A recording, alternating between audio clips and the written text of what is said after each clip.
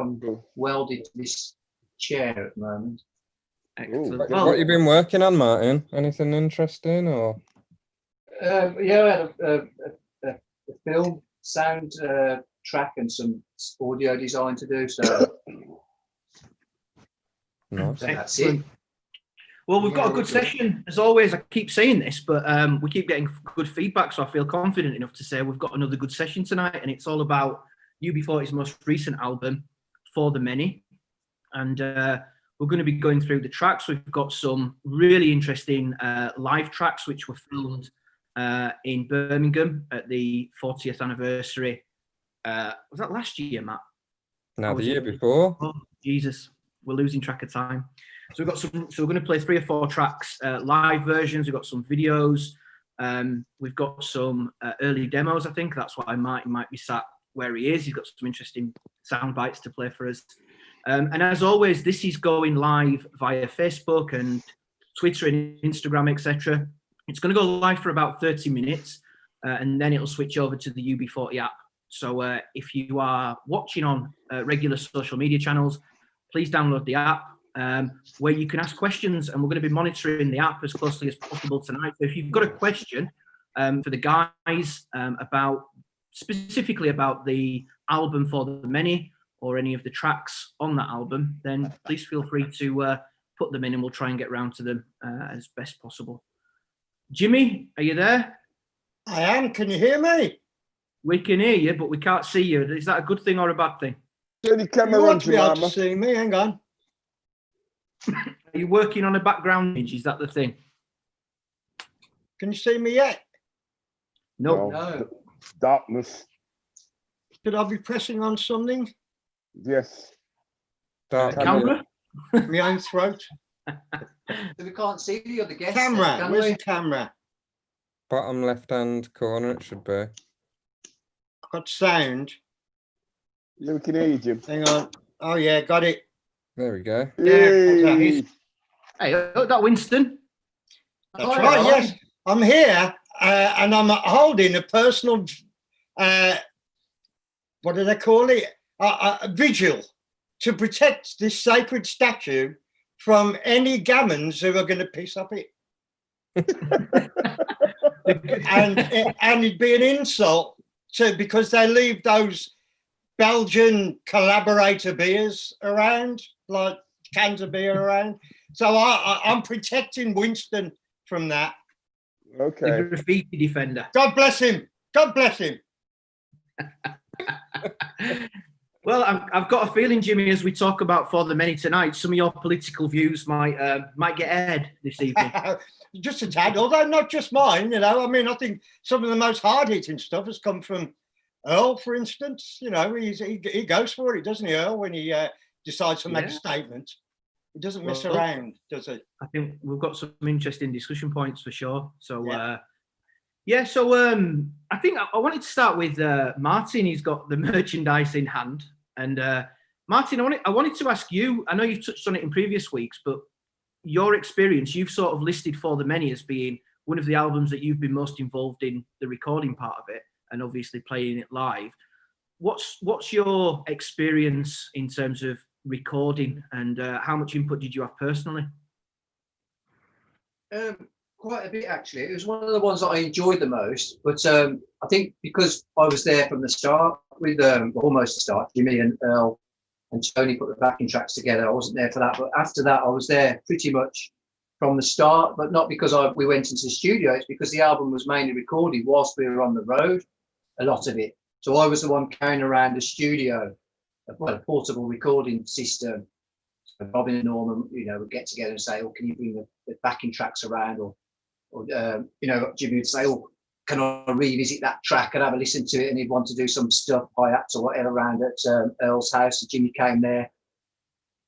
So I was just there from the start because I mainly had the mobile studio, and of course I'm always buying all the latest sounds as well. So then the keyboards and the Norman and stuff, there was stuff going on. So it was really a nice joy. I wasn't necessarily always having a musical input as an operator and loading sounds up, certainly for Jimmy and stuff, But, does that make it easier then when you're all kind of traveling on a bus together, you're in and out of hotels, rather than like pulling everybody together in central Birmingham, like when you're at home? It should be easier, but let me tell you, when they're sitting around the pool with cocktails in their hands, it's not easy to get them back into a hotel room. Let me tell you that.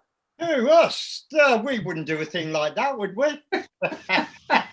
Well, actually, Parky don't know, but before all that, we had a meeting and we've gone, who are we going to get to convince to carry all that shit around for the whole tour? We've gone, we know, Pikey. You've always told me, Jimmy, that you think he'll come in handy one of these days. Exactly, yeah, because he hadn't up until then. Hey, speaking of people who'll come in handy one day, I think Tony's joining us. Yeah, Tony's coming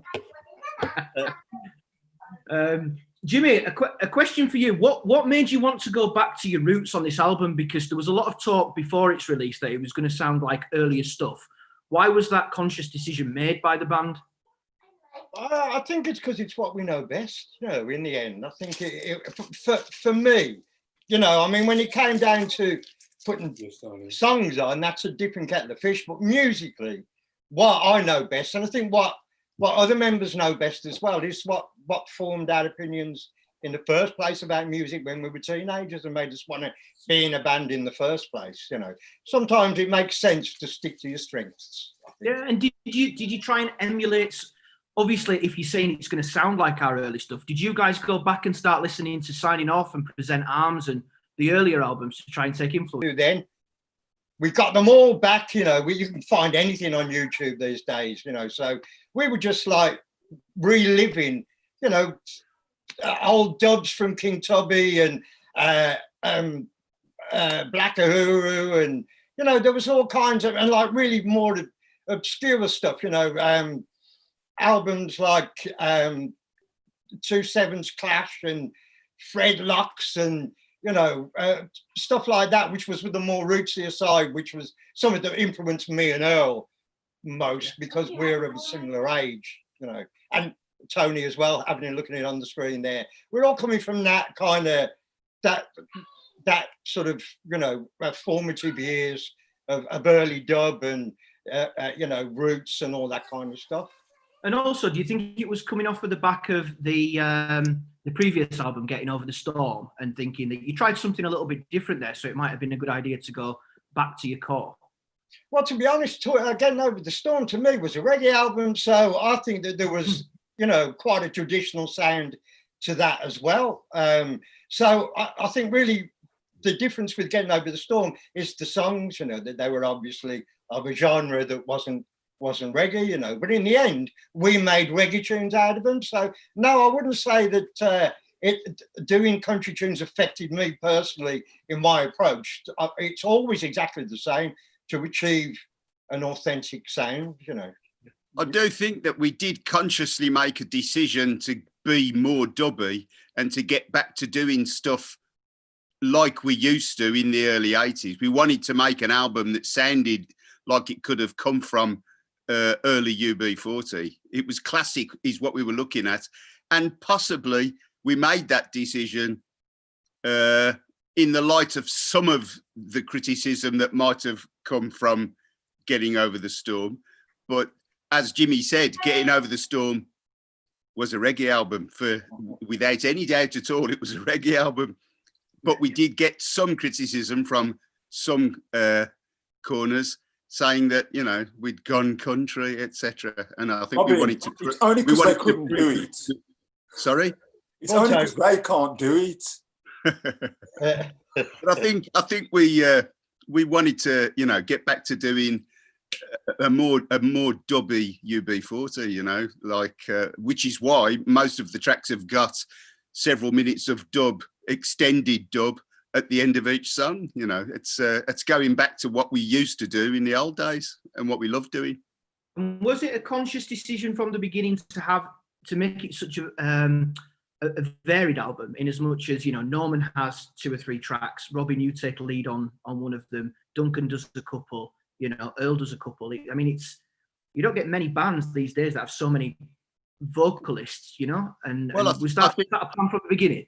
I think, no, I don't think it wasn't a conscious thing. It's just that Brian wrote all of the lyrics on the previous album that weren't covers, all of the original songs were written by Brian. So, you know, we basically said to him, take a break, take a holiday, because you wrote every song on the last album. So we're happy to, you know, to have a go ourselves. And the result of that was Norman bringing, 3 songs, including the cover. Norman brought 3 songs to the band, which has never happened in the history of the band. Not on any album. He may have brought 1 tune, but 3 was a lot. And Earl to bring 2 was unheard of as well, you know. And then Duncan, he brought 2 lyrics to the band. So that was, it was all quite different. And it wasn't just the nucleus of writers like me and Jimmy and Brian. We'd got contributions from Norman, Earl and Duncan, which made a massive difference. I think it's significant that it was the first album without Ali doing the melodies. And with obviously we did Labour of Love 4, then we did the country album with Brian writing the songs. This was the first time the whole band were getting together to create a traditional UB40 album, you know, and it was an unknown quantity, really. We didn't know how it was going to pan out. It was just, that was the way, those were the people that contributed, and that's how it unfolded, you know. It was so you kind of had 10 years then to bring it together, when you consider, like, you know, 24/7 coming out, was it 2007 or 2008, around that time, and then Labour of Love 4, and then Getting Over the Storm. So I guess like Earl and Norman and yourselves were gagging to like get some new material onto the album. Well, I mean, as we said, Brian wrote all of the new material for the previous album. And that includes, he came up with the melodies as well, you know, so they were all his babies, kind of thing. So yeah, it was nice to be unleashed. It was just nice to have contributions from other people, you know. Yeah. I still, I mean, I love Jimmy's song. I love Jimmy's lyrics on this album. I'm proud of my lyrics on the album, but I love what Norman's done. You know, the Broken Man, I think, is just a brilliant song with a brilliant melody, you know, and with powerful backing as well. But that's a perfect example. Sorry, that's a perfect example of collaboration, because that metamorphosized as it went through. And Norman brought a certain amount, and then other things were added by other people. Added a chorus, and you know, it's a true collaborative effort, and I think it sounds like it because there's a lot of layers to the sound, you know, and I think that's true. That's true with Duncan's tunes as well, you know. Yeah, I mean, look at how many versions of "I'm All Right, Jack" there were, you know, before we actually liked it, because the first tune, the first melody he brought to us, I mean, he sang me that song a couple of years ago. And the first time he sang it, I didn't know what to say to him, because to me it sounded like a traditional Scottish folk song, you know, and which isn't surprising, because he's great. When you rejected it, Robin, I thought you might have said, "I'm all right, Jack." Oh God! Come on, I'm trying. I could have done. You are trying, yeah, very trying. Shut up, Paul. Shut up. Yeah, but he did. He sang at me in a pub, and I sort of said, "Whoa, I love the lyrics, Dunk, but you know, you need to work on the tune a bit." And he was, "What do you mean?" And I said, "Well, it sounds like a folk song, and you know, we're a reggae band, and you got to think of the tune differently." And he kept coming back with different versions, and it just never sounded right. And then towards the end, when we were struggling with it, he came back. And I sent him away and said, "Think Stevie." I said, "Think soulful," instead of, if you can't think reggae, think soulful, you know. And he said, "Like what?" And I said, "Like, you know, Tamla Motown, Stevie Wonder, think Stevie." Channel a bit of Stevie when you're thinking of the tune. And I said, because you know Stevie wouldn't sing it like it is now. It'd be different. And he came back a few days later and said, I've been working on it. Okay, I've got a completely different melody now. And he just sang it to us over the backing, and we went, "Get it down," because it just transformed. And from that moment on, we loved the tune, you know. And the rest of it was easy then. The backing came together really, really easy behind it, you know. So. Yeah, and we redid the backing, didn't we, to go with the new melody. Yeah, in the studio. Yeah, we all got there. Yeah, it was cooking. Well, the plan for tonight is to go through all of the tracks. We've got different versions of them. We've got some live versions, some with videos, some just simple audio files from the album. And we're going to go through and talk about them one by one. Can I just, before we start, Paul, can I just apologise for turning up late, guys? I was trying to get onto, I didn't realise, but I was trying to get onto the Gilly G session. That old chestnut. It wouldn't let me on until I realised it happened a week ago. Sorry, guys. No worries, no worries. So, cool. So, should we play? We're going to go through it track by track. So, Matty, are we good to play The Keeper? And then we'll talk about that. Unless, Robin, you want to give us a quick intro on The Keeper. I think we all know what it's about, but let's hear it from you. Well, without trying to sound too cheesy, I remember somebody saying to me about my now wife, who's been my partner for nearly 20 years. Somebody said to me, she's a keeper. And I said, no, she's the keeper. And that was the sort of sparked an idea, and that, you know, just became a song that I wrote for her. And incidentally, our version of it became the tune, the first tune that we danced to, you know, at the wedding. So that was. I could feel a song coming on. And you all. Is that a little lump in your throat, Robin? It was on the night. I can tell you, I was terrible. Let's hear it. As all these guys witnessed. It was really amusing. Thanks, Steve.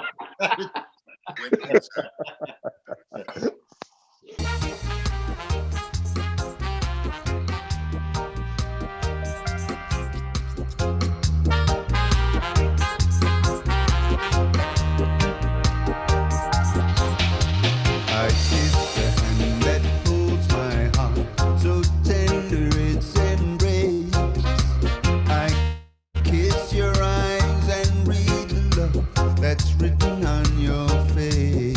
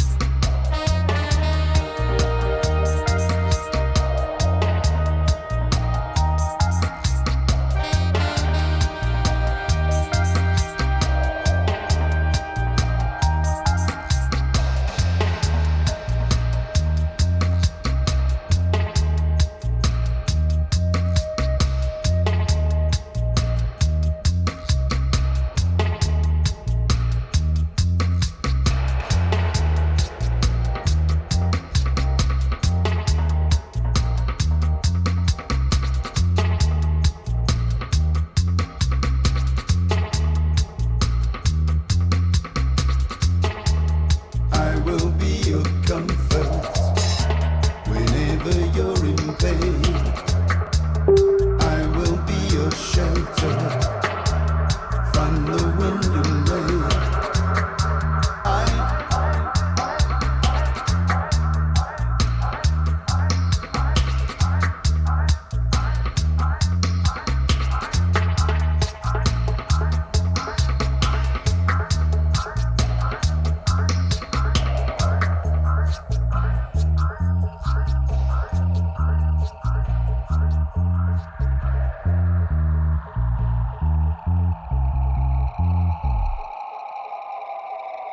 That's a long track. They all are. That's the thing. The thing is, we just want it to break into "Love Is All Is All Right." Yeah.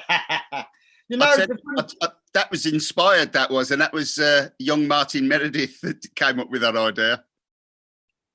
was it? Yes, when they were putting the horns down, Martin said it reminded him, and it went so well, and he played the riff, and Brian went, "Put it down, let's do it." Yeah, well, it's not just a pretty face, is it? It was a total shock to me. I came in and went, "What the hell?" And then, of course, fell in love with it.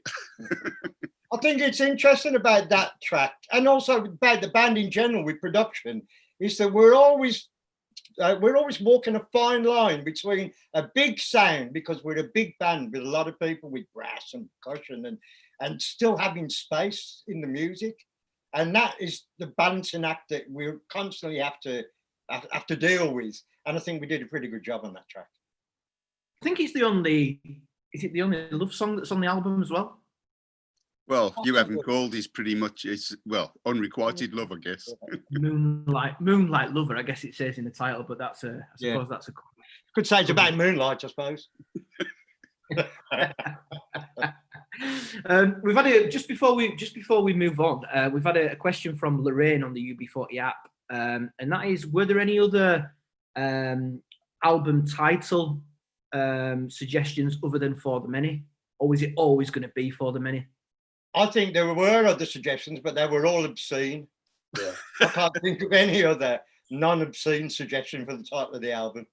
Jimmy likes an obscene working title. You should have seen some of the titles for the tracks as we were working on them. Started this. You almost went, Jimmy. Yes. Well, Jimmy, it was a toss-up between, wasn't it a toss-up between For the Many and then Martin Meredith and his All-Stars, something like that, wasn't it? something like that, yeah. Although it wasn't All Stars. Believe me. What's wrong with you, Martin? But started with an A, funnily enough. I don't know. You pay one compliment and he gets carried away with himself, doesn't he? Have you been in his own dressing room next? If this carries on, I think I'm going to have to get my mute button back out. Yeah, you will. Yeah. It's Martin. All right, let's talk about Broken Man, because it's a great track. And I remember Robin hearing it for the first time and thinking, wow, this, before the lyrics started or anything, just the beat to it, the drum and bass, it's just a wicked track. Yeah, brilliant. Norman obviously brilliant bass line and powerful backing track, even before the song went on it, that was a favourite track musically. It was always heavy and pumping, and and a great track. It just reminded me of I don't know, really strong sort of 80s reggae, dub reggae, and it was always a strong track before Norman even came up with the tune. And is that the way in which it came around? When you say tune, do you mean lyrics? Do you actually mean the physical tune? What's the process of constructing a song like that? Well, in the old days, we used to bring sets of lyrics to the band, and generally, our ex-lead singer was the tunesmith. He would put the melody and fit that to fit the words to a backing track that was already created. Nowadays, most of the time we still have backing tracks created, and whoever wrote the lyric brings a melody. We may then alter it slightly or mess with it, or like Jimmy says, create a chorus or something like that. But basically, on this album, the writer has brought the tune. Amazing. I'm right, aren't I? Yeah, you are most definitely. Yeah. I think It's right aboard the tune. I'm sure that's a title of one of our old tracks. Piper calls the Right tune. aboard the tune, yeah. Yeah. So when Norman brought his song, his lyrics to the band, he brought them with a melody, and so did Earl, so did I, so did Jimmy. And I think that's the first. I think that's the first time Jimmy's ever brought a melody to the band, isn't it? Because before you didn't have to; you would just produce lyrics. In fact, every time I write a song, I write it with a tune in my head. I have a melody. If it's not exact, it's a rough melody, a working melody that I write to, because it helps me to write. It helps with the timing, you know. But it's. Robin. Just Martin, just a quick one, Martin. Speaking of timing, in about a minute and a half, if people are watching this on Facebook or any other social media channel, then it's going to cut off, and the only way to continue is on the UB40 app. So strongly suggest you go and switch over or go and download it if you've not already. And we've got some cracking songs to play. We've got some live versions of the songs from the new album, so that's going to be exciting. Martin, you were saying? What were you saying, Martin? He's forgotten. When Robin says about the melody slightly changing on certain tracks and him changing them, I have got a very early version of The Keeper here that Robin sang to me, and I kind of tried to play his interpretation into the keyboard. I have got a version of that, which is actually very interesting. If you want to hear a little bit of it, just so people can hear how the original melody, you know, evolved from how it started in the hotel room. Do we have to? Can't wait. Yeah, I can't wait. Oh, wait. I wouldn't do that if I were you, Martin. Come on then. Robin, if you say no, I'm just going to mute you anyway. Yeah. It's just a very early stage when we were in the hotel room somewhere in Qatar or something like that. I don't know, I think it was. Yeah. Very early, but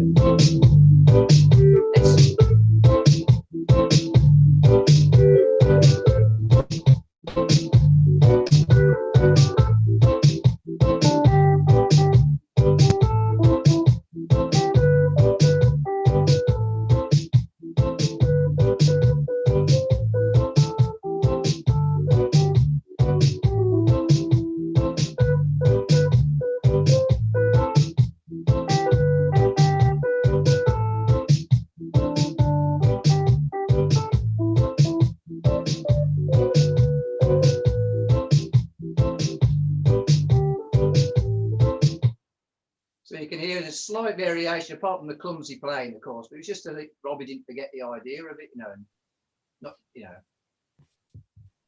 Yeah. I'd just like everyone to know that wasn't me playing the keyboard. No. Who was it? Everyone, you need to unmute yourselves. As quickly as possible. It was Martin, of course.